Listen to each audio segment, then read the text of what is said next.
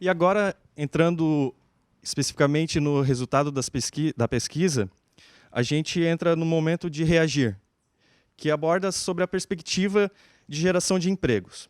Em relação aos processos de recrutamento e seleção, 43% das empresas suspenderam todas as vagas, porém 45% continuam com vagas abertas, entre vagas normais e vagas emergenciais.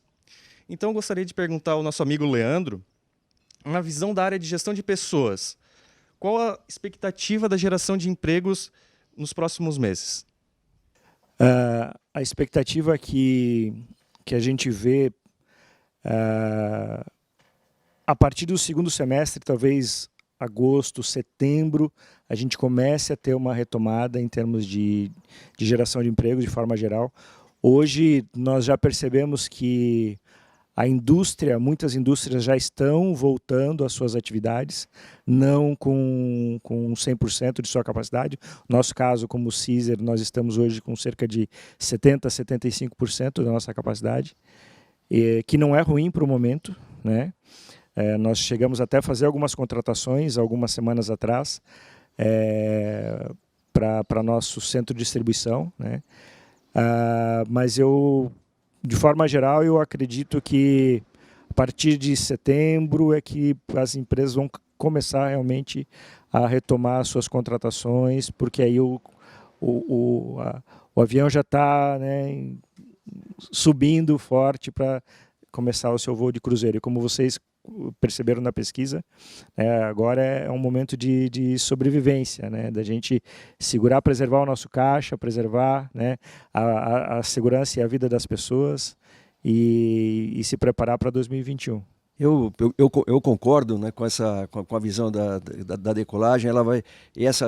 Esse retorno do emprego vai depender muito da velocidade com que a economia retornar, né? Então, acho que a gente está vendo no mundo alguns países que estão retornando mais rápido, né? A China tem um resultado fantástico, no meu ponto de vista, que é a indústria automobilística da China, que em fevereiro, né, teve uma redução de 80% em comparação a fevereiro do ano 2019, e já em abril perdeu apenas 3% sobre abril de 2019. Então isso demonstra que a economia já está em ritmo quase normal, né, de cruzeiro na China.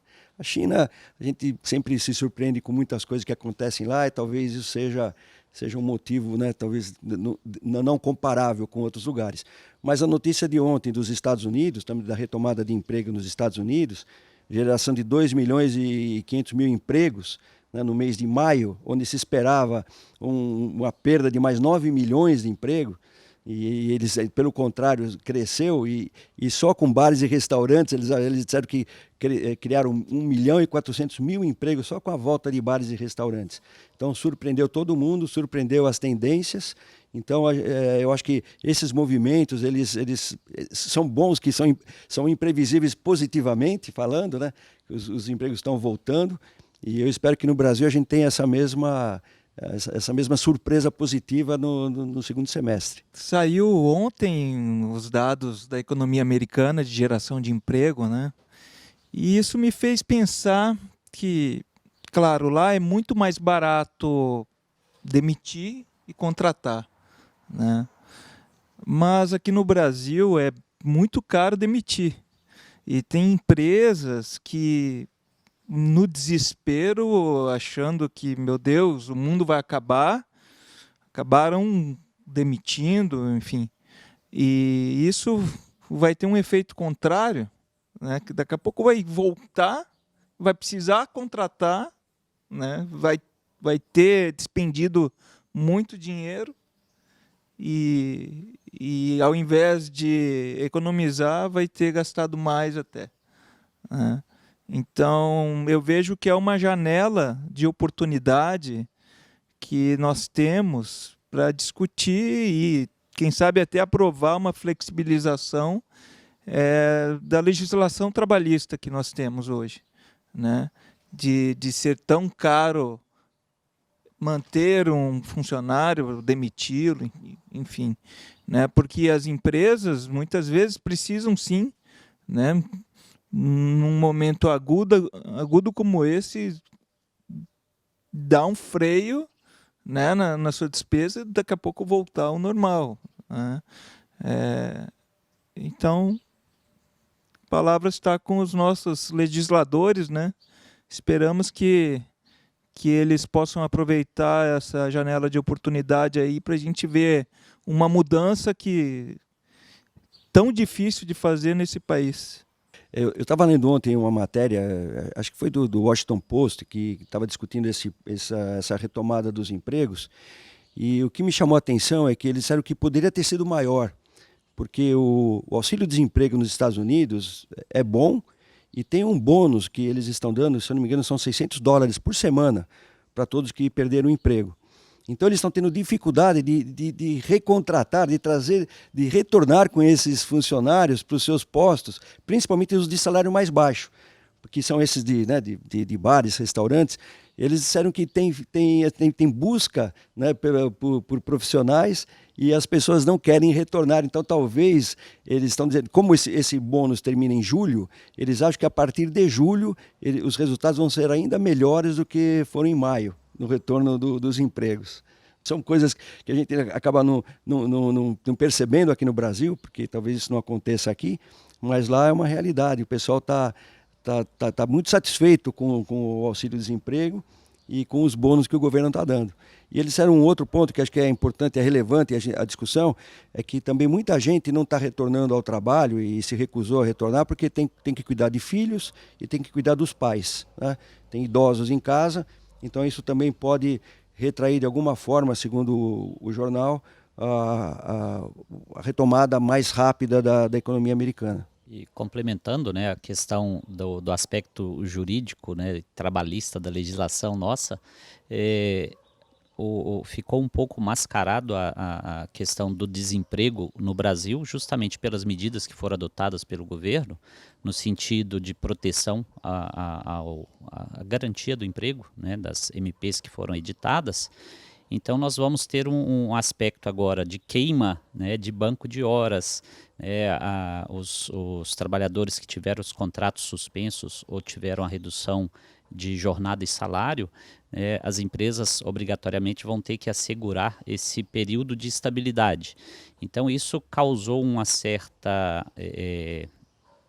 uma discrepância nos dados, talvez, né, que assim poderia ter uma redução mais drástica nos postos de trabalho, mas ao mesmo tempo isso aí vai garantir uma certa estabilidade. Então, como foi bem colocado pelo Leandro, a gente vai ter uma retomada mais evidente assim da realidade de mercado a partir de agosto, setembro, né, já no fim dessa estabilidade.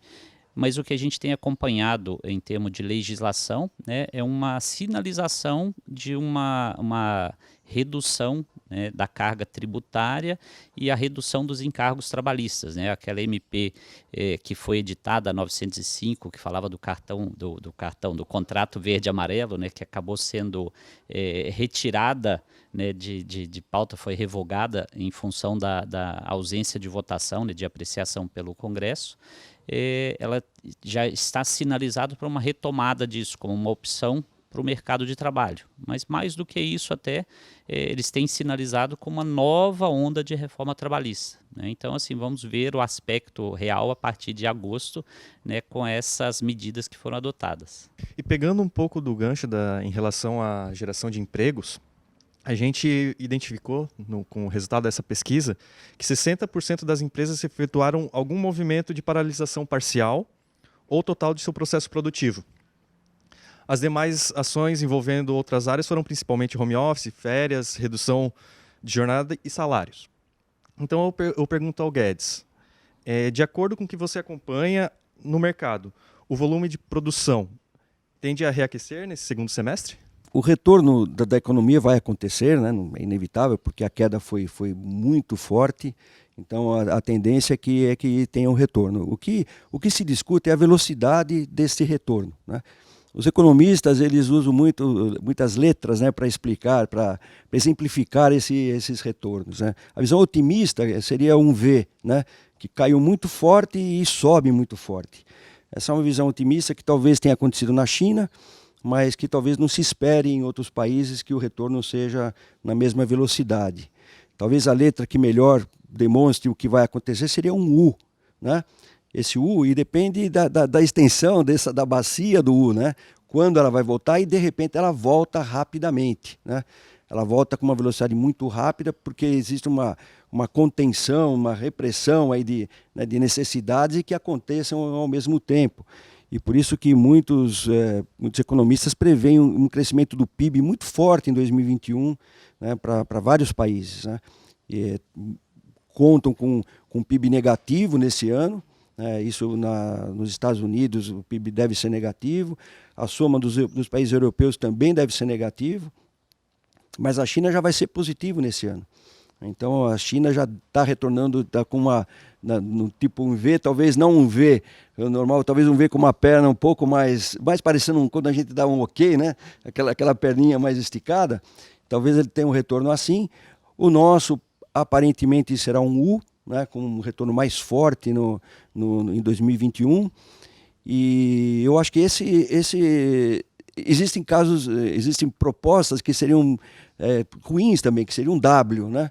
Seria uma retomada rápida e de repente por um retrocesso até na contaminação, o retorno do contágio, né, da doença, voltando a cair e uma subida mais para frente. Seria também uma visão muito negativa, né, que se a volta não trouxer os cuidados necessários, né, dos protocolos da saúde, essa é uma possibilidade que tem sido discutida aí por economistas, né, e pessoas da saúde, que pode acontecer. E o pior deles, a pior letra, que seria um L, né? Seria da queda e a gente não ter perspectiva da volta, que ninguém acredita muito nessa, a gente está acreditando que tem um retorno e sempre, como disse, a dúvida da velocidade. Por isso que a gente tem que se preparar, aproveitar esse momento para se preparar, né?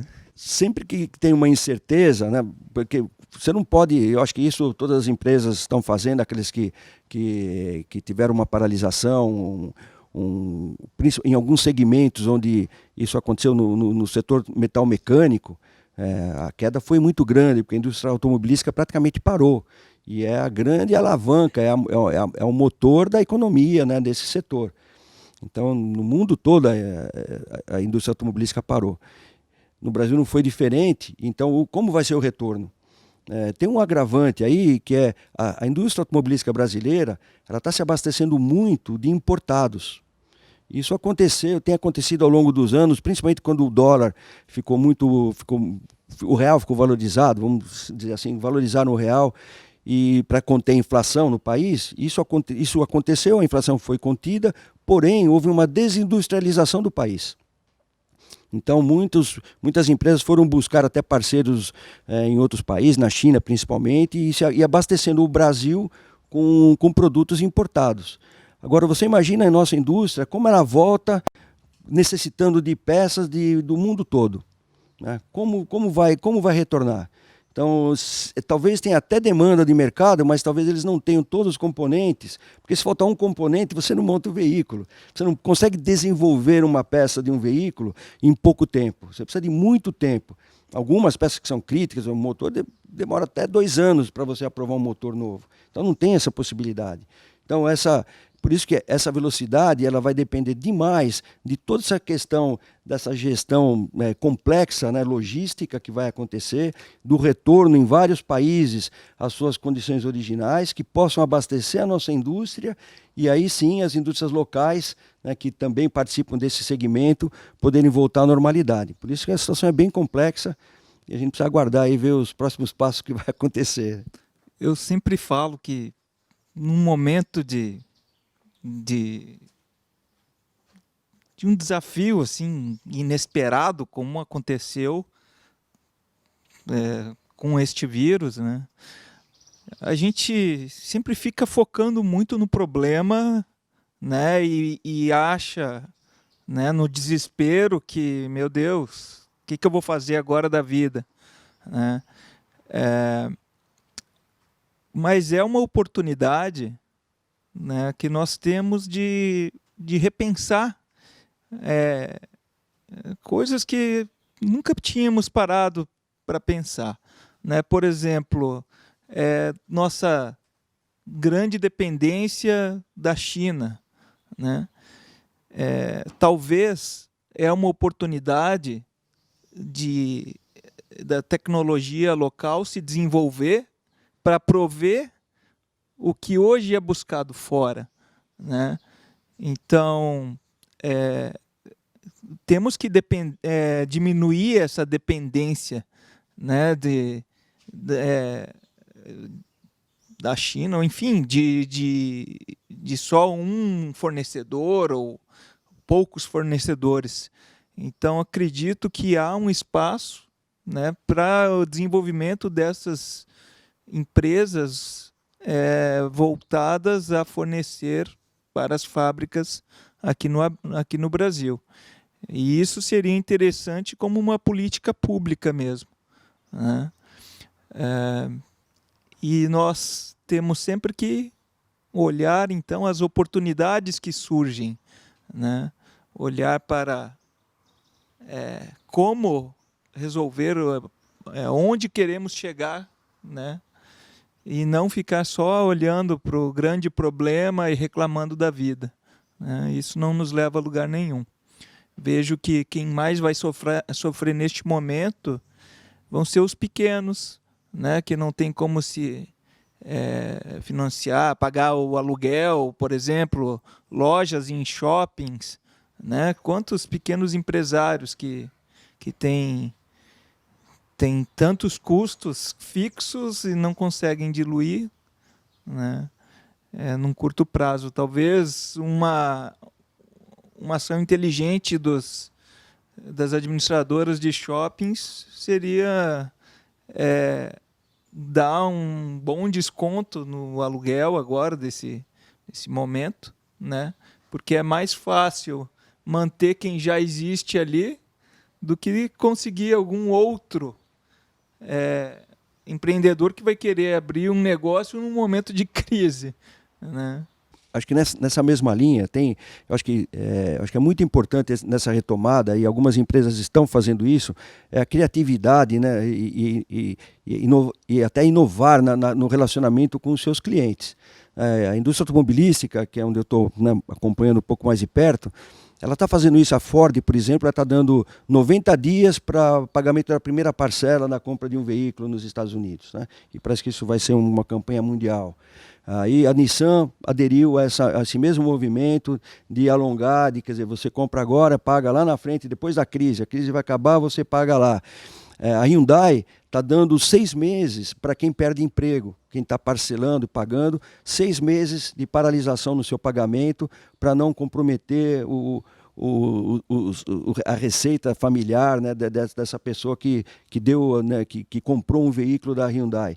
Então, eu acho que, e aí você falou dos shoppings, né, que tem que aliviar um pouco a pressão sobre os seus clientes que estão ali, que estão vivendo um problema grave no momento. Então, isso acho que vai ser, assim, cada empresa vai ter que pensar como eu posso contribuir para que todos os meus parceiros não sejam fortemente afetados. E aí eu acho que as coisas vão começar a fluir um pouco melhor do que a gente até pode imaginar, né? Entra um momento de empatia mesmo, né? Eu contribuí um pouco também, um dos pilares que nós trabalhamos dentro do nosso comitê de crise foi justamente essa questão de preservar a relação com os stakeholders, né, com todas as nossas partes interessadas e relacionadas e que dependem ou se relacionam diretamente com a empresa. Porque nós temos que pensar também no pequeno, né, como o Eduardo comentou, que talvez ficar um mês sem faturamento pode, né, não tem um fluxo de caixa para conseguir se manter, né? E muitas oportunidades, essa questão da China, muitas oportunidades já estão surgindo.